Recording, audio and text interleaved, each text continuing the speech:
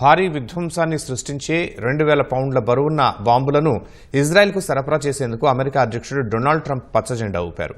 ఈ ఏడాది మేలో వీటిని ఇజ్రాయెల్కు సరఫరా చేయకుండా బైడెన్ అడ్డుకోగా ఆ నిర్ణయాన్ని ట్రంప్ పక్కన పెట్టారు.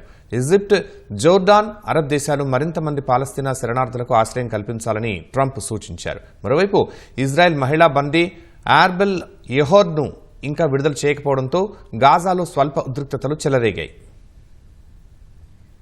గాజాలో విధ్వంస తీవ్రతను తగ్గించేందుకు గతేడాది మేలో బైడెన్ సర్కారు తీసుకున్న నిర్ణయాన్ని అమెరికా అధ్యక్షుడు ట్రంప్ పక్కన పెట్టారు. ఇజ్రాయెల్కు 2,000 పౌండ్ల బరువున్న బాంబులను సరఫరా చేసేందుకు గ్రీన్ సిగ్నల్ ఇచ్చారు. రానున్న రోజుల్లో దాదాపు 1,800 MK-84 బాంబులను ఇజ్రాయెల్కు అమెరికా సరఫరా చేయనుంది.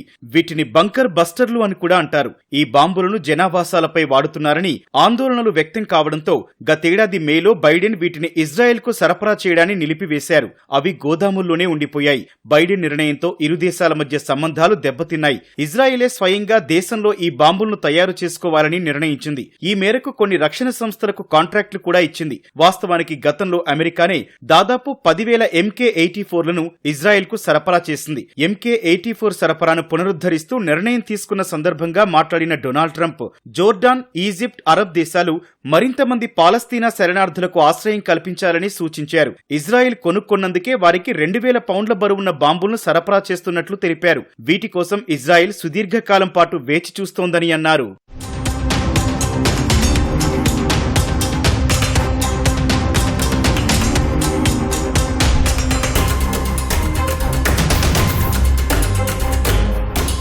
మరోవైపు గాజాలో 6 వారాల తొలిదశ కాల్పుల విరమణ ఒప్పందంలో భాగంగా బందీల విడుదల ప్రక్రియ సజావుగా సాగుతోంది. శనివారం మరో 4 మహిళా బందీలను హమాస్ విడుదల చేయగా ఇందుకు ప్రతిగా 200 మంది పాలస్తీనా ఖైదీలకు ఇజ్రాయెల్ స్వేచ్ఛ కల్పించింది. ఇందులో 120 మంది యావజ్జీవ జైలు శిక్ష అనుభవిస్తున్న వారు కావడం గమనార్హం. హమాస్ విడుదల చేసిన 4 కూడా ఇజ్రాయిలీ మహిళా సైనికులే కావడం గమనార్హం. అయితే మరో ఇజ్రాయిలీ మహిళ ఆర్బెల్ యెహోద్ను విడిచిపెట్టాలని ఇజ్రాయెల్ పట్టుబడుతోంది.